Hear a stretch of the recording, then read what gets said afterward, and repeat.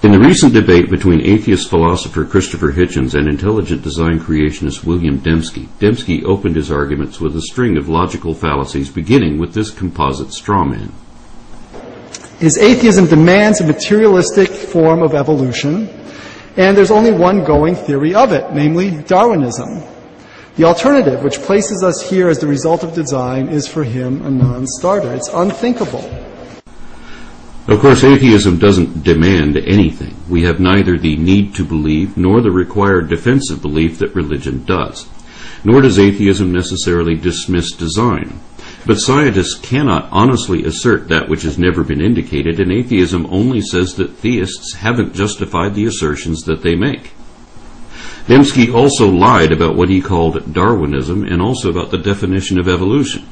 At one point he says, evolutionary ideas go back a long way. They don't take precisely the form of Darwinism, but if you are an atheist, that's really the only game in town. Matter, the natural world, has to organize itself. And if you look at the old creation myths, Enuma Elish, the Greek creation myths, Hesiod's Theogony, what you find are natural forces, the cosmic egg, the waters, Tiamat and Apsu, sweet and salt waters in the Babylonian mythology, and they organize themselves, and then finally at the end you get Marduk, the prince of the gods. So you go from simplicity to complexity, and that's always the direction of evolution. This is another bald-faced lie, a whole bunch of lies rolled into one, in fact. Let me show you why. First of all, the Genesis fables go from simple to complex, yet obviously don't qualify as evolution, so Dembski's analogy is already absurd. But it gets worse than that when you read the other creation myths he mentioned, because they start out complex and actually simplify from there, opposite of what he said.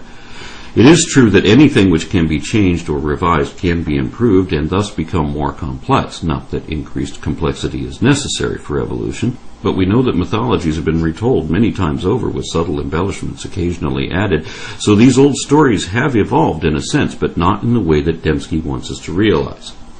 First of all, Hesiod's Theogony may be contemporary to Genesis 2, but Enuma Elish is the oldest creation myth known to archaeology and has many other myths associated with it, which are all older than the Bible, yet written by the very ancestors of the biblical authors.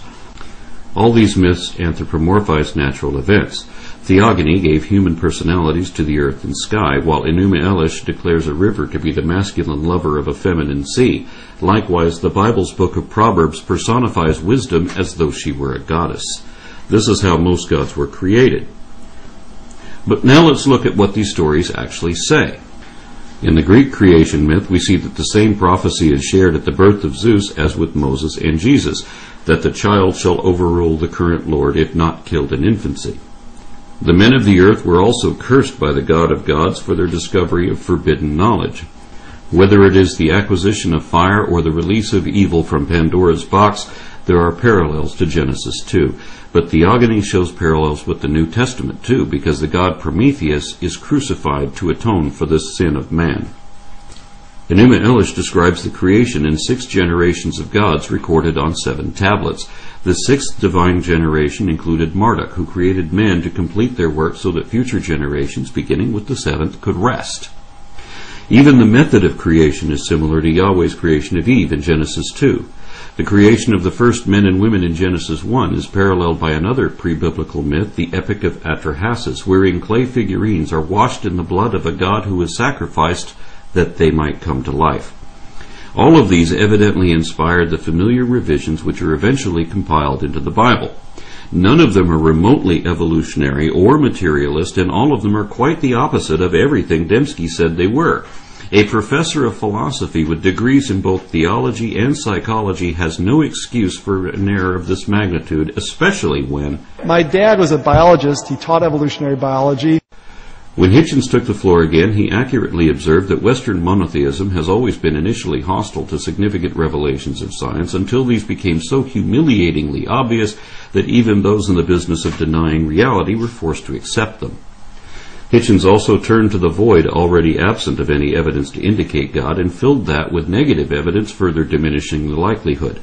Things like universal chaos, rampant extinctions, various examples of scriptural and practical contradictions inherent in the common assumptions of Abrahamic theism.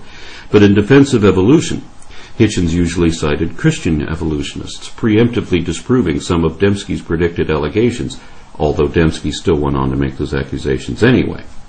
Most importantly, Hitchens argued for the value of objective analysis, which he described as evidence against interest.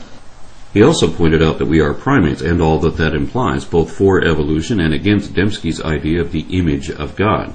I would have fleshed out our taxonomy a good deal further, but of course Dembski exhibits no knowledge of that subject and is required by his faith to dismiss it, which he tried to do using one of the staples of creationist misrepresentation. I think there's a fair amount of common ancestry, but I'm certainly not an advocate of universal common ancestry. I just don't think the fossil record bears that out. I think the Cambrian explosion is a perfect example where you have just you have these forms which are just there, proof, and there are no precursors. The Cambrian is the first period of the Paleozoic era. It's a span of about 50 million years wherein the earliest forms of all the current phyla appeared and many more were already extinct by the end, and it ended hundreds of millions of years ago, before there were any mammals, reptiles, amphibians, or anything else of that sort.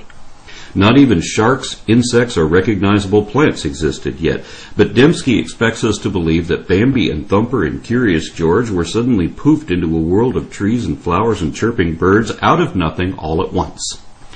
He believes this only because his storybook says so, but that is not what paleontology shows, and he knows it.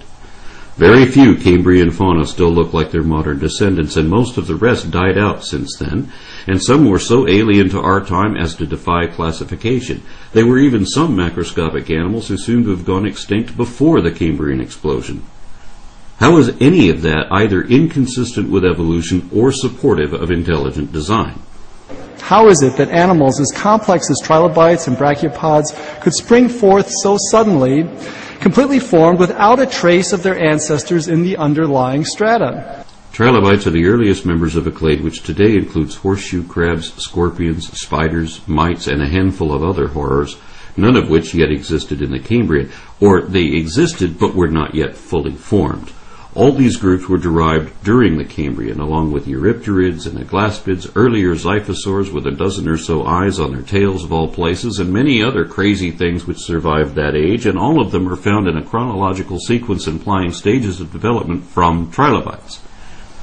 Even if we forget about all these subsequent or descendant groups, the family of trilobites alone eventually grew to include roughly 15,000 species, and those are just the ones that are still recognizable as trilobites. Yet all of them were already gone millions of years before the first dinosaurs appeared. How is that inconsistent with evolution, or indicative of a divine design? And incidentally, trilobites do have Precambrian precursors in the underlying strata. It's a not quite trilobite, not fully formed. It doesn't even have eyes yet. So Dembski is definitely lying when he tries to cite the Cambrian explosion as either a challenge to evolution or indicative of design, and he can't pretend not to know better because... I was raised in a largely secular home, a biologist father who taught evolutionary biology. Ultimately, Hitchens hit Dembski with one of my favorite questions, wherein he lists some of the other facts of evolution and cosmology, which we can actually prove to be true of our position, and challenged his opponent to do the same. What is true of your view? Of course, Dembski had no way to answer this question, so he ignored it too. He quite wrongly assumed that Hitchens' rejection of God was a result of accepting evolution. As I have already shown, this is the first and foremost of the foundational falsehoods of creationism. Dembski based his entire presentation on his own rejection of evolution. He denies evidence of any type, all on the same excuse that that doesn't prove anything. Thus he ignores everything which only evolutionary science can explain, while forgetting that his religious alternative explains nothing. Note that the full positive case for God's existence can and should be fleshed out. Typically, such a case flows from critical reflection on the big questions of life. Why is there something rather than nothing? Where did we come from? Where are we going? Why should we take morality seriously? Why is the world comprehensible to our minds? Why does mathematics, presumably a human invention, have such a precise purchase on physical reality? Each of these questions can, in my view, be answered better with an theistic than an atheistic worldview. But of course, religion doesn't answer any of these questions with any measurable degree of accuracy like only science can, and in my view, cosmology and evolution do a better job of that in each of the cases he mentioned. Dembski claimed to have ample evidence of his intelligent design alternative, but failed to list any of it. He seems to think that complaints about evolution, misunderstood and misrepresented, could somehow count as evidence of miraculous creation. He criticized Hitchens' skepticism, but gave no explanation why the audience should assume the same conclusions that Dembski does, nor could he, since he admitted in the debate that his own conversion was based on emotion rather than evidence. And without presenting any evidence at all, Dembski said that his argument had somehow already established the existence of God. But all he did was assume God, and assume that everyone else assumed the same thing, without reason, since he had none to give. Neither did he refute any of the points Hitchens actually made, either on stage or in his book, yet he claimed to have just done so while we were watching. I've watched the video again a couple more times since then, and no, he didn't. Less than halfway into his opening comments, an obviously delusional Dembski has evoked at least a half a dozen logical fallacies and lied no less than 9 times so far, but hasn't yet presented any sort of case and was already claiming victory. I know what you're all thinking. Since the evidence for evolution is so underwhelming, and since Hitchens has hitched his wagon to evolution, shouldn't he now be ready to abandon evolution and consider the existence of God? The one thing Dembski did make clear, albeit unwittingly, was that his position was based on circular arguments and assumed conclusions, left unquestioned. Because even if his critiques were all correct, they still wouldn't imply a divine designer, and whenever we do not yet know the real explanation, we cannot simply throw up our hands and say that it happened by magic. But this is what Dembski expects us to do. His argument depends on an absurd, false dichotomy, and it only deteriorated from there. Hitchens started off very slowly, but picked up steam as things progressed. I feel suddenly combative and engaged. While Dembski seemed increasingly weak, confused, even discouraged with how indefensible his seemingly unexamined belief obviously is. Soon he added equivocation to his list of logical fallacies already in play, and ultimately tried to project his own faults onto an opponent who will not share them. Hitchens exhibits a very selective concern for truth.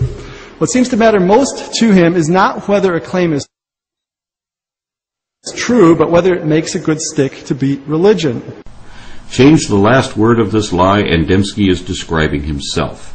In short, Dembski's comments were entirely empty, yet the audience of this church sometimes applauded him anyway, especially when he praised his sickness as though it were the cure.